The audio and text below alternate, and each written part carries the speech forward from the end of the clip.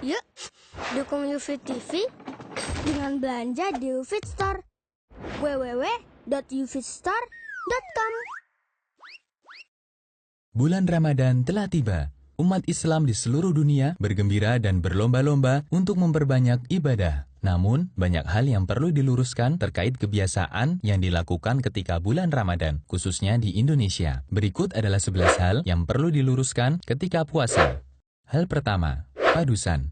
Menjelang bulan suci Ramadan, kaum muslimin di Indonesia melakukan ritual padusan. Mereka anggap itu untuk membersihkan jiwa dan raga, agar terbebas dari segala dosa. Ini adalah budaya yang tidak sesuai dengan Islam. Islam tidak pernah mengajarkan membersihkan dosa dengan cara padusan. Hal kedua, nakar.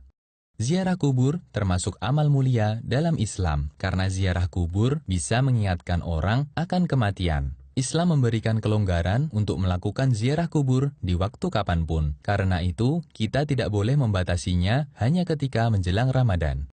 Hal ketiga, membangunkan sahur. Banyak daerah memiliki cara berbeda untuk menunjukkan waktu sahur. Ada yang memukul tiang listrik, kentongan, teriak-teriak sambil membawa rebana, dan lain-lain. Padahal Islam telah memiliki cara sendiri untuk menunjukkan waktu sahur, yaitu azan awal sebelum subuh. Lebih baik kita melakukan sunnah daripada melakukan tindakan yang mengganggu istirahat masyarakat. Hal keempat, waktu imsak. Sebagian kaum muslimin beranggapan bahwa batas waktu makan dan minum adalah imsak, yang benar justru sebaliknya. 10 menit sebelum subuh adalah waktu terbaik untuk makan sahur. Amr bin Maimun menceritakan, dahulu para sahabat Nabi Muhammad SAW adalah orang-orang yang paling segera berbuka dan paling telat sahur. Hadis riwayat Baihaqi. Hal kelima, mengeraskan bacaan niat puasa. Sobatku, niat letaknya di hati, bukan di lisan. Karena inti niat adalah keinginan untuk melakukan suatu amal. Jika seseorang sudah ada keinginan, berarti dia sudah berniat. Rasulullah SAW tidak pernah mencontohkannya. Hal keenam, sikat gigi ketika puasa. Sikat gigi ketika puasa hukumnya dibolehkan. Hanya saja perlu waspada ketika menggunakan pasta gigi. Jangan sampai ada bagian yang tertelan. Nabi SAW menganjurkan untuk menjaga kebersihan mulut, mendekatkan ridha Allah. Siwak itu membersihkan mulut, mendekatkan pada ridha Allah. Hadis riwayat Ahmad dan disahihkan Syu'aib al-Arnaud. Hal ketujuh, muntah ketika puasa. Sobatku, muntah tanpa disengaja tidak membatalkan puasa.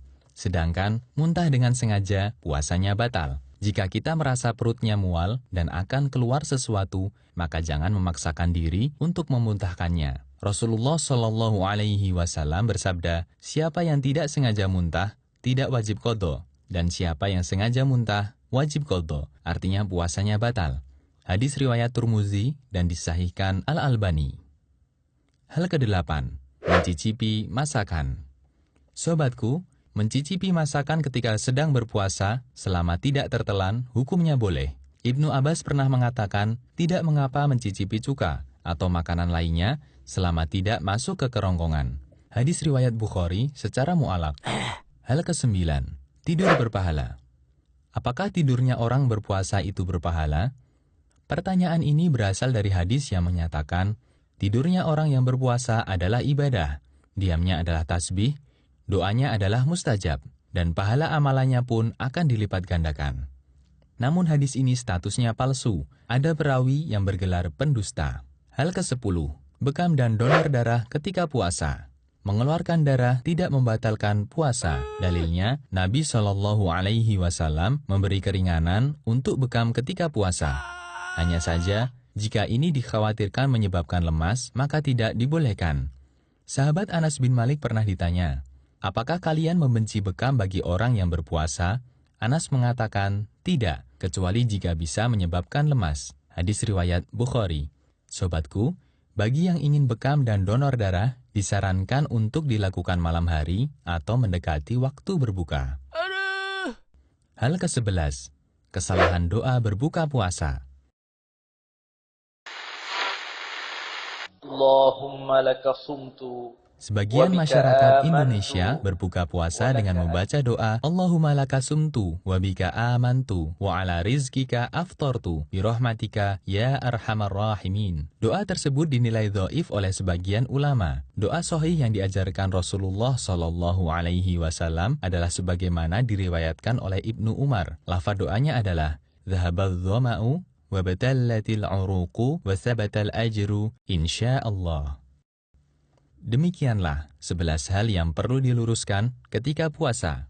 Semoga Allah memudahkan kita untuk meraih banyak pahala selama menjalankan ibadah di bulan mulia. Assalamualaikum. Gimana? Menarik kan videonya? Saksikan video-video UFIT TV lainnya di www.ufit.tv. Nonton UFIT TV yuk!